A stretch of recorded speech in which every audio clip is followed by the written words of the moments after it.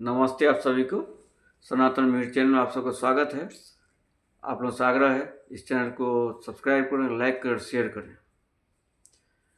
अभी नवरात्रा चल रहा है और आज माँ दुर्गा के तीसरे रूप की पूजा हो रही है। माता चंद्रघंटा की पूजा हो रही है। तो ये जो माता का जो कवच है उसमें वर्णन है 9 रूपों की। प्रथमं शैलपुत्री च, द्वितीयं ब्रह्मचारिणी, तृतीयं चंद्रघटे, कुष्मांडे, चतुर्थं पंचमं स्कंदमात्रे, षष्ठं कात्यायनी च, सप्तमं कारावती, महागौरी चाष्टमं, नवमं सिद्धिदात्री, नव दुर्गा प्रकृतिता। तो 9 दुर्गा के 9 रूप है। सृष्टि की जो उत्पत्ति हुई थी तो बृहस्पतिवार के दिन, उसी दिन पे माता की पूजा होती है। ये जो जो शारदीय नवरात्रा है उस नवरात्रा से ये नवरात्रा का प्रधान माना जाता है। लेकिन चूँकि शारदीय नवरात्रा में स्वयं भगवान राम ने राम रावण का युद्ध हुआ था और विजयादशमी के दिन राम ने रावण को मारा था, इसलिए उसका महत्व थोड़ा अधिक बढ़ गया है। हालांकि इस जो चैत्री नवरात्रा है उसमें भी भगवान राम का जन्म हुआ था रामनवमी के दिन। इसमें जो कथा है जिस पर हम जो लोग दुर्गा सरस्वती पाठ करते हैं, विशेषकर पूर्वी भारत में इस पाठ की बड़ी प्रचलन है और इसको बहुत 9 दिन पूजा रखी जाती है। 9 दिन का पाठ होता है और 9 दिन माता दुर्गा 9 रूप की पूजा होती है। अब हम देखते हैं कि ये जो पाठ है ये जो व्यास जी के लिखित जो है मार्कंडेय पुराण, ये मार्कंडेय पुराण से लिया गया है और ये 18 पुराण में एक पुराण है। मार्कंडेय जो ऋषि हैं मृकंड ऋषि के पुत्र थे और उनको 8 वर्ष की आयु दी गई थी। लेकिन चूँकि उनको भगवान शिव ने अंतिम जो उनका 3 दिन का जो था, उन्होंने अपने अंतिम दिन का जो उनकी आयु थी भगवान शिव ने अपनी आयु में बदल दिया था। इसलिए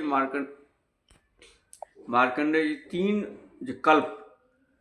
3 कल्प को वो देख चुके थे, इसलिए उनको पुराने कल्प की भी जानकारी है।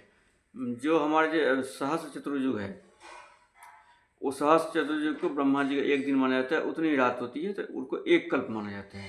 तो भगवान शिव की आयु इनसे दुगुनी मानी जाती है। तो इसलिए मार्कंडेय ऋषि की जो आयु है वो 3 कल्पों की है, इसलिए वो पुराने कल्पों का को भी देख सकते हैं। इसलिए इसमें जो वर्णन है, जब मार्कंडेय ऋषि जो बोल रहे हैं वो पुराने कल्प की और पुराने असुरों की उत्पत्ति और माँ दुर्गा द्वारा उसके संहार का वर्णन है। उसमें यह बताया कि स्वारोचिक मनवंतर में राजा सूरत हुए थे। वो अपना सब कुछ शत्रुओं से राजपाट हार गए थे और मेधा ऋषि के आश्रम में जाते हैं और वो आश्रम में मेधा ऋषि ने पूछा है कि आपकी समस्या क्या है। वहीं पे एक वैश्य भी आते हैं तो वो ये बोलते हैं कि हमारा जो राज्य तो हमारा चला गया, सब कुछ चला गया, लेकिन हमारा मोह नहीं जा रहा है। और वही ये बात जो वैसे वही बोलते हैं कि मेरी पत्नी और मेरे पुत्र ने मुझे घर से निकाल दिया, लेकिन अभी भी उनसे मोह नहीं जा रहा है। तो मेधा ऋषि बताते हैं कि संसार में जितने प्राणी हैं उसका जो मोह जो उत्पन्न महामाया करती हैं और उन्हीं कारण समय मोह उत्पन्न होता है। तो ये बोलते महामाया कौन है, तो वो बताते हैं कि महामाया जो है जो प्राचीन काल शिष्ट उत्पत्ति के काल में जब भगवान विष्णु क्षीर सागर में सोए रहते हैं तो उनके जो कमल में ब्रह्मा जी सोए रहते हैं, तभी उनके दोनों कानों के दोनों मैल से मधुकैटभ नामक असुर जन्म लेते हैं और वो दोनों चाहते हैं ब्रह्मा जी को ही खाने का प्रयत्न करते हैं। तो ब्रह्मा जी ये देख के भगवान विष्णु उठाने के लिए महामाया की स्तुति करते हैं और महामाया प्रकट होती है। तो महामाया ने भगवान जो विष्णु को जगाते हैं और भगवान विष्णु 5 सहस्र वर्ष तक दोनों असुरों से द्वंद्व युद्ध करते हैं। बाद में जब युद्ध लंबा चलता है तो माया स्वयं उनके मन में मोह उत्पन्न कर देती हैं और जिसके कारण वो मोहग्रस्त होकर दोनों असुर बोलते हैं, नारायण से बोलते हैं कि तुम बहुत बलवान हो और तुम हमसे वरदान मांगो। तो नारायण ने बोला एक काम, अगर तुम वरदान देना ही चाहते तो तुम दोनों मेरे हाथों से मृत्यु को प्राप्त हो। तो वो समझ गया कि मैं तो ठगा गया हूँ। तो उन्होंने बोला ऐसा है कि पूरा जल ही जल देखकर उन्होंने बोला वहाँ हमारा जल ना हो। तो नारायण जो है अपने जंघा के विस्तार कर उस पर चक्र से उनके दोनों के गर्दन काटते हैं। इसलिए नारायण को माधव जो बोलते हैं, बार बार माधव सुनते हैं, कि मधु को नाम के राक्षस मारने का इनको माधव या कैटवारी कहा जाता है। फिर आगे कथा बताते हैं, इसमें महिषासुर की कथा है। और जो महिषासुर की कथा है, महिषासुर जो है दरअसल जो है कश्यप ऋषि के दनु नामक पत्नी के जो संतान है, उनका पुत्र महिषासुर है। और महिषासुर के बाद बताते हैं, उसमें जो माँ भगवती को सभी देवताओं ने अपने तेज से प्रकट किया था।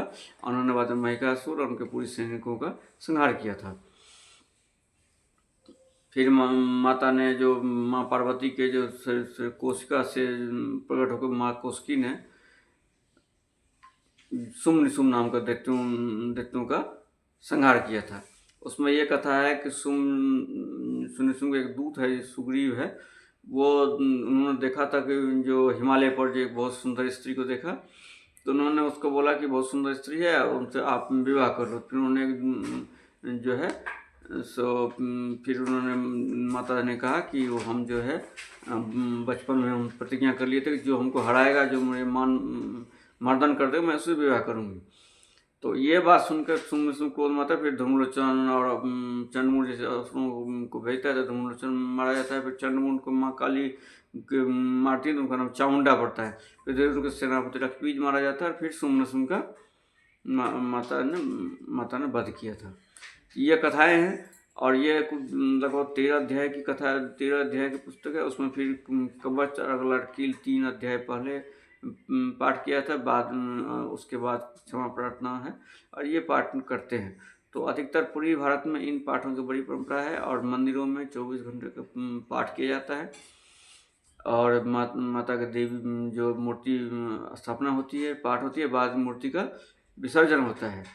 तो आगे आप सब जो धर्म प्रेमी लोग हैं, उनसे ये अपेक्षा है कि माँ भगवती सब पर कृपा बनाए रखें, और सबको आप मंगल करें। और इसके साथ ही आप सबको ये नवरात्रि की ढेर सारी शुभकामना है। जय माँ भगवती, माँ दुर्गा, जय भवानी, जय भवानी।